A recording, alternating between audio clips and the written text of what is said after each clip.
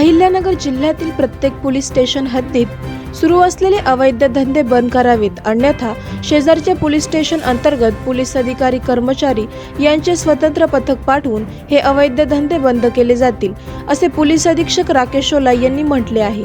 मात्र यावरून या जिल्ह्यामध्ये अवैध धंदे सुरू आहेत व त्या पोलीस स्टेशनच्या प्रभारी अधिकाऱ्यांना आतापर्यंत ते बंद करण्यासाठी यश आलेले नाही, हे यावरून सिद्ध होत आहे। असे म्हणणे सध्या तरी वावगे ठरणार नाही। जर आतापर्यंत हे अवैध धंदे बिनधास्तपणे सुरू आहे तर त्या पाठीमागे कारण काय, की चिरीमिरी घेऊन या धंद्यांना अप्रत्यक्षपणे पाठबळ दिले जात आहे। हे इतके दिवस जिल्ह्यामध्ये अवैध धंदे सुरू आहेत हे जिल्हा पोलीस अधीक्षकांना यापूर्वी कधी आठवले नाही। मात्र बीड प्रकरणी घटनेनंतर राज्यामध्ये ठिकठिकाणी आंदोलने होत असल्यामुळे जिल्ह्यामध्ये गुंडागिरी, दादागिरी, हाणामाऱ्या वाढत आहेत।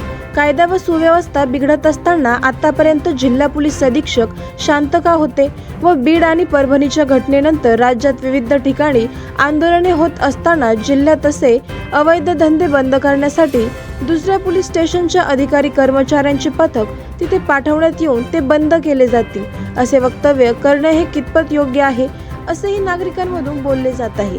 जर जिल्ह्यामध्ये पोलीस स्टेशनचे अवैध धंद्यांना बंद करण्यास अपयश येत होते तर मग जिल्ह्याचे स्थानिक गुन्हा अन्वेषण विभागाचे पोलीस अधिकारी काय करत होते, असाही सवाल उपस्थित होत आहे। तसेच हे पोलीस अधिकारी कर्मचारी शिरीविरी घेतात, मग अवैध धंदे कसे बंद होतील? ते बंद व्हावेत म्हणून दक्षिण नगर जिल्ह्याचे खासदार निलेश लंके यांना 4 ते 5 दिवस उपोषण आंदोलन करावे लागेल।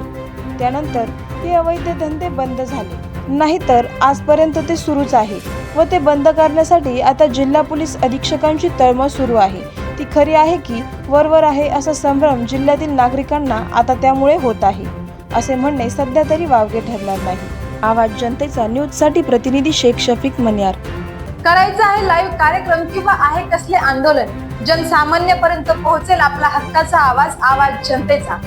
बातमी व जाहिरातीसाठी संपर्क करा स्क्रीनवर दिलेल्या नंबरवर।